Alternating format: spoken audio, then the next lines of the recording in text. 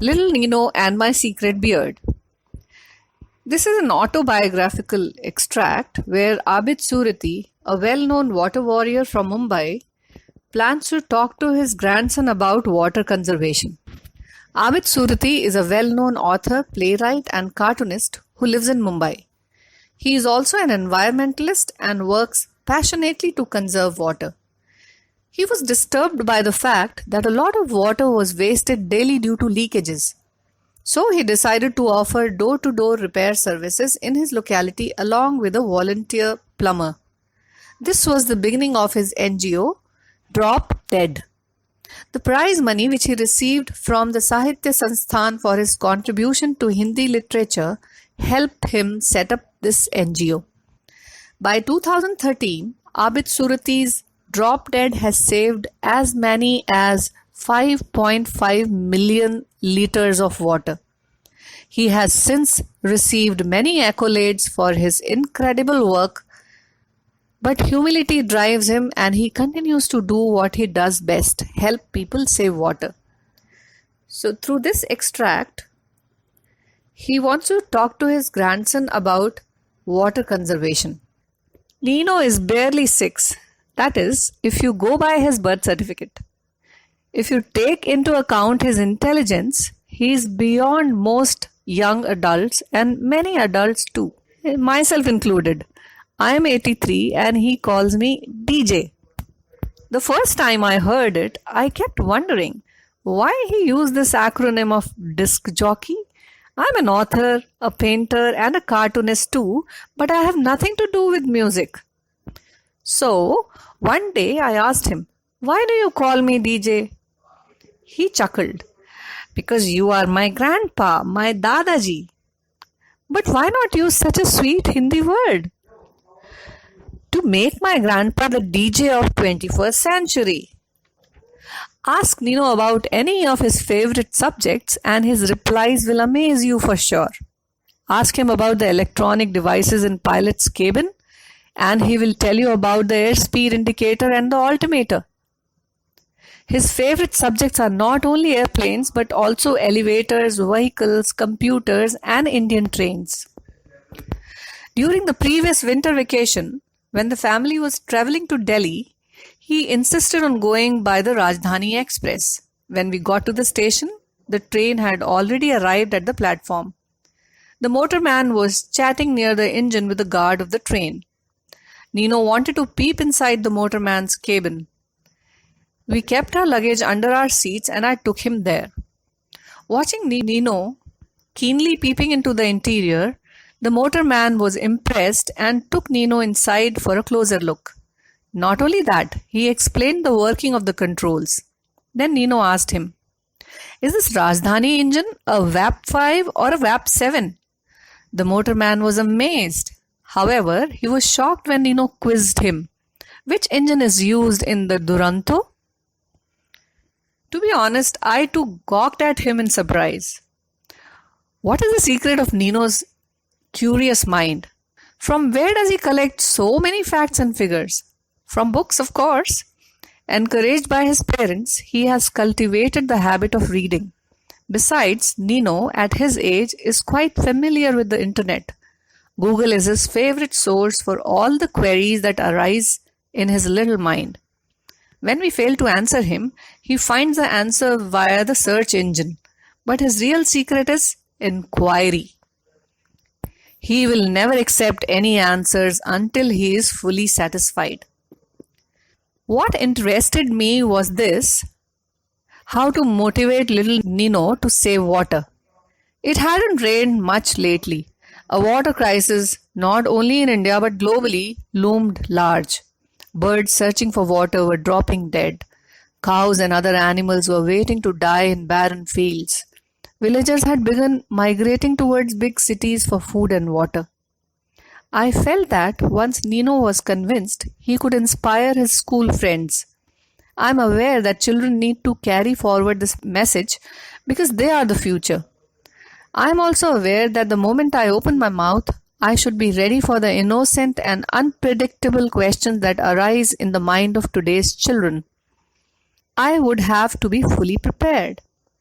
I decided to plan the probable questions that Nino would ask and prepare my answers. I felt butterflies in my stomach. At this super mature age, I felt like a student who, before going for his final examinations, tries to work out possible questions. Now, how to begin? Suppose I take him to a relaxed environment like the nearby park and start the conversation dramatically. Nino, do you know this year a city in Africa called Cape Town has water left for only 3 months? He will certainly shoot back. So, I tried to foresee how this conversation would proceed. Just imagine, Nino, for a few seconds. If we find out there will be no water in our lakes in 3 months, what will happen to the millions of Mumbaikars? Nothing. What nothing? Yes, nothing. We will get bottled water to drink. But all citizens cannot afford it. Besides, we need water for bathing, washing clothes, cooking, gardening. But why worry now? When we come to know that a few months of water is left in our lakes, we will find a way out. Right now, we are getting water 24 hours a day. I finally decided to approach this issue during our walk around the garden. I imagined our conversation. My dear Nino, water scarcity is such a complicated problem that you have to be ready much in advance. Haven't you heard your grandmother say? When the house is on fire, it's futile to begin digging a well. You mean we should start digging a well in our compound today itself? In many villages, NGOs have already started digging lakes, wells, cleaning rivers, and making check dams to capture rainwater that flows away to the sea. But TJ, we live in Mumbai, a big city with tall towers. You are absolutely right, Sunny. We live on a tall tower and we cannot dig wells. We can instead create space for water harvesting. For your information, the secretary and the committee members of our housing society have already started working on it. Once he was with me so far, I could give him some idea about water harvesting. It simply means collecting rainwater and keeping it for later use. I would then come down to the very basic. How an individual can save a few drops of water and make a big difference. Nino's school bus dropped him in the evening at its usual time. From the balcony of our apartment on the 7th floor, I saw him enter the main gate of our building and dash for the lift. Soon he was in the drawing room. He kept his school bag on the side table and came to me looking pleased with himself. Guess, DJ, he said, sitting on the sofa to untie his shoelaces. Why, I'm so happy today. Did you win the three-legged race? Oh no, today was not sports day. Then one of your drawings was displayed in your classroom? You are nearly correct, he said, getting up to keep his shoes on the shoe rack. Then he announced proudly, the essay that I wrote today in class got a gold star. Not only that, I was asked by my teacher to read it aloud to the whole class. Naturally, I got curious, so I asked, what was the topic you wrote on? Water. Water, I echoed, forgetting my plan to take him to the garden. What had you written? How kids can save water. Now I was more intrigued. How? Very simple. We cannot save big rivers, but certainly we can save a few drops. But how? First, if you see a tap left dripping by some forgetful person, just close it. If you make it a habit, you will be surprised to know that in just a year, you have saved hundreds of liters of water from going down the drain. Second, we take water bottles to school. When we leave school, we throw away the remaining water in the bottle. Instead, we can water some drying plant or a tree in the school compound.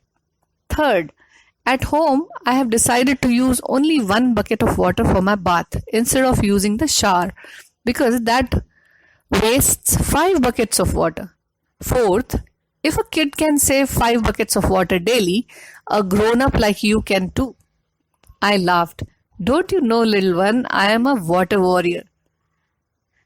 I don't take shower baths. I always use buckets. What I mean is that when you shave every morning, you keep the faucet open and that wastes more than 5 buckets. So, I shot back in Nino's blunt style. Instead of requesting me to use water sparingly, he answered flatly, "Keep a beard." Since that day, little Nino has been using only 1 bucket of water for his baths, and believe me, I look quite handsome in my beard. Abid Surati.